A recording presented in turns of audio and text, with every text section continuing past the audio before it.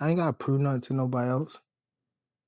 That's why I don't never get too hyped about the win after I win, because it's like you always gotta do something over and over again till you done. And it's always gonna be somebody next, somebody next, somebody next. So I feel as though I don't have to prove myself to these people. Gervonta tank. Davis is fine-tuning every weapon in his arsenal ahead of his clash with Jake Paul, proving that his knockout strength is built through relentless grind, not just born talent. His camp is obsessed with perfection, power, precision, and endurance are being sharpened to lethal levels. Every punch, every drill, every round is designed to keep him dangerous for every second of that fight. Meanwhile, Jake Paul is treating this showdown as the biggest test of his life. He's not playing games. He's brought in elite names like Shocker Stevenson. Raymond Ford and Montana love to help him upgrade his speed, reaction, and defense. Both men know this isn't hype anymore, it's war. And only one will walk away with his name echoing through boxing history.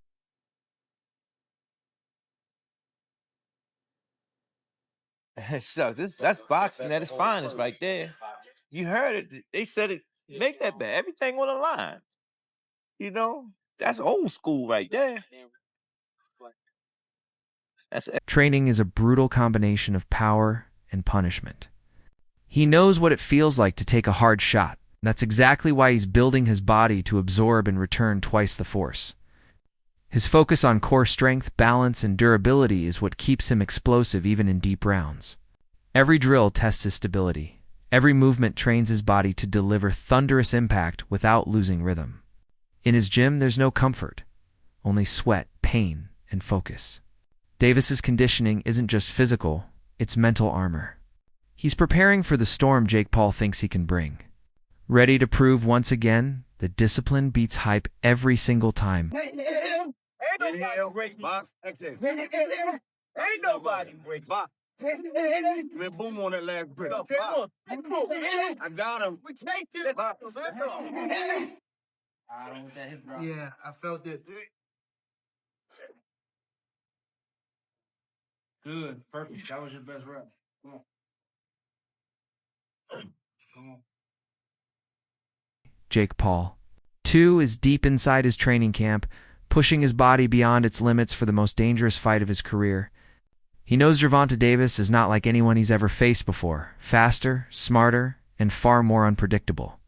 To prepare, Jake has surrounded himself with world-class fighters like Shakur Stevenson, Raymond Ford, and Montana Love, all chosen to challenge his timing, defense, and precision. Each sparring session is intense, designed to expose weaknesses before fight night. Jake's mindset has shifted from entertainer to warrior. He's chasing validation now, not views. Every punch he throws in camp carries one purpose: to prove he belongs in the same ring as a world champion. It's it.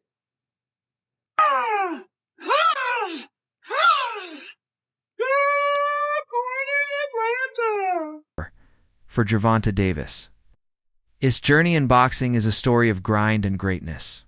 From a young kid with fire in his eyes to a world champion under bright lights, every victory is written with hard work.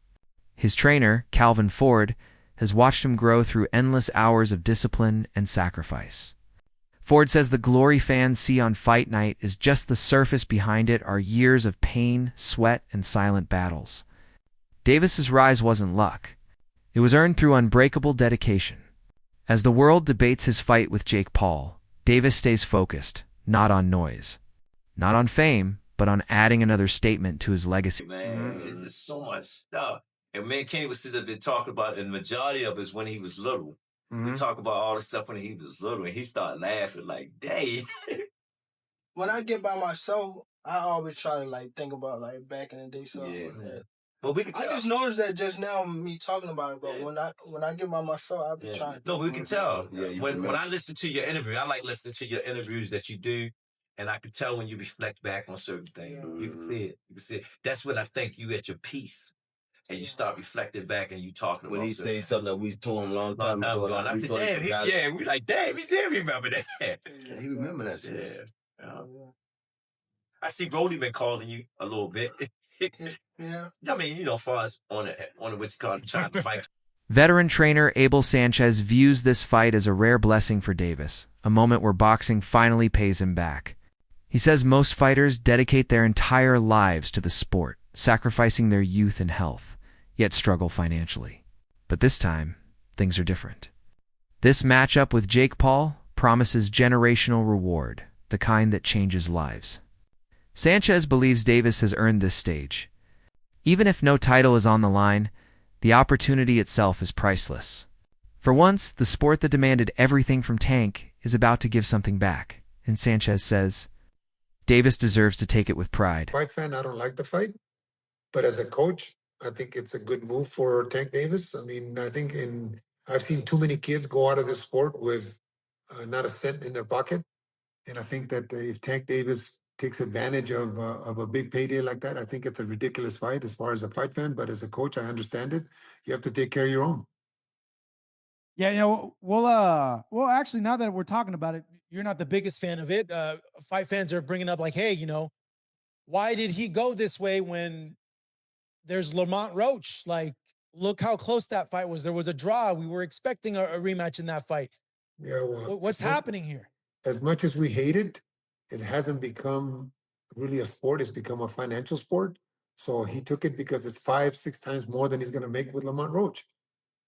That makes sense. I mean, anybody, ask anybody if they have a choice, they're going to take the money. Of course, he's got to take care of his people. He's got to take care of himself. He's got to take care of his future. That's the smartest thing to do. As a fight fan, I don't like it, but as a coach, I understand it.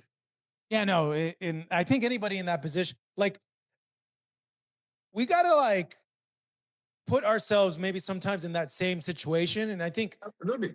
anybody with like any like sense of like common sense would look at that and be like, wait, I'm making this much to fight against this guy that's only been fighting for 5 years compared to what could be maybe a really hard fight. And I'm going to make double, triple. Yeah, I'm going to go. Let me do this little side quest real quick. And let me get this money real fast. And then, Of course, you have to take care of your future, man. If it's offered to you, you'd be foolish not to take it, especially against a guy that is no threat to him. oh, well, I don't know. It's 50 pounds, 50 pounds, Abel. Yeah, but he's no threat to him. Uh, Tank Davis fights the way he fights. Understand that Tank Davis fights. He's probably one of my favorite fighters. I think I've said that many, many a times. He fights in a manner where he's fought all those big guys. Look at the way he throws his punches. Look at how he ducks down like if he's fighting a real big guy. Look at the way he fought when he knocked out Garcia. Look at where he puts his head and how he throws his punches. In the street, that's who he was fighting. He was fighting bigger guys than him. He was always a smaller guy. So he knows how to fight those big guys. He knows how to duck up underneath and throw those looping shots because that's who he fought in the street. At least that's my opinion. Anyway, he's always been the little guy, and I'm sure that in the streets he was. Algieri admires what Gervonta Davis represents in today's boxing era. He says modern boxing isn't just about skill anymore. It's about attention, excitement, and star power. And when Davis fights, all three explode. The arenas fill, the energy spikes. Fans can't look away because they know something unforgettable could happen at any second. Tank has become more than a fighter. He's an event, a symbol of boxing's evolution. Algieri believes Davis has mastered the balance between pure sport and entertainment, reminding the world that charisma and skill can coexist, and when they do, it's magic. Soon. And it's but that's what I mean. the I have face just of as much boxing is reason to be there. basically the face of boxing now is based on if you sell and if people tune in and how many eyes are tuning in when you fight. Gervonta Davis had that. Jake Paul has that. Now they're fighting each other. Again, Hey, these are truly these are created after the fight. products. These are still created products. Jake made his name going to Walgreens and then making funny faces. You know what I mean? And then it was just blowing up on YouTube and whatnot, right? I mean, that's how he started. The world we live in now, dude. It's unfortunate. Okay, It's so- not like Sugar Ray Leonard, who was the best fighter in the world and marketable. It's not like Oscar De La Hoya, who was a gold medalist, great fighter, and marketable. But what I'm saying is technology allows us to make, if I want to take this shoe off right here, and I say, I want to make my Nike sneaker into the best product possible. And I got enough money to push it behind it. I put it all over your social media platform, and I put it all over your... Debate continues around Jake Paul. Are his fights real or simply made for business? Boxing veterans Carl Froch and Paulie Malignaggi don't believe they're fixed, but they admit the setup often tilts in Jake's favor. They say he usually walks in with advantages, whether it's weight, rules, or ring size, designed to make things easier for him. They expect similar conditions this time, too. But both agree on one thing. If the fight turns into a real boxing contest, Davis's skill level is on a completely different planet. Frock says Tank doesn't need gimmicks or hype, he just needs one clean shot to remind the world what true boxing mastery looks like. Realized, an exhibition, you could stage it and they couldn't take bets on it. So this is an exhibition. There is no betting on it. So that means, I'm not saying people are going crazy with the opinions, who's going to win, who's going to lose. You don't know what size gloves they're going to wear. You don't even know if they're going to stage the whole thing, because this is something that as an exhibition, it's not illegal to stage it. So I think this could be all kinds of crazy, wacky stuff. This is a bit of a circus, in my opinion. Who would you think should win that fight? Would you think that Davis should be able to get in there, even though the size did 100 pounds? Do you think he should be able to do it? If they don't stage it and don't kind of set up a sort of a mild sparring session, I'd say Davis has a chance. Depends on the size of the gloves. Because here's the thing: Jake is probably 100 pounds bigger than the guy. That's a lot of weight, Carl. You've been in a boxing ring, that still counts. And if you make the gloves small, Gervonta could technically hurt Jake even if he hits him. But the problem is the gloves are small. Jake could also hurt Gervonta because Gervonta's so small. Gervonta's so much smaller than him. So do you make the gloves big, and then really who's got an advantage? I don't know. Technically Gervonta's a lot better boxer, but he's so much smaller. I've stood next to Jake. Jake's a big guy. It's like I said, it's a bit of a circus freak show. And that's why I don't put it out of the question that this exhibition could be a bit staged in the ring. That's fair enough. That's a fair point, that is. And actually, people aren't talking about that enough, I feel like people aren't talking about that enough. Well, he's threatening to sue everybody who talks about it, and anyone who talks about it. Well, that's because his fights have been sanctioned, and I personally don't think he has set up the other fights. I personally think, like Mike Tyson, he had no legs left. You know what I mean? I to tell you the truth, I thought that was an easy one to bet and call. It was that Jake would beat Mike Tyson. And even some of these other fights, they're smaller. Jake doesn't set up his fights. I think what he does is he stacks the deck against his opponents in those fights. So I wouldn't call them stage, but they're deck stackers, so he has an advantage. In this situation, though,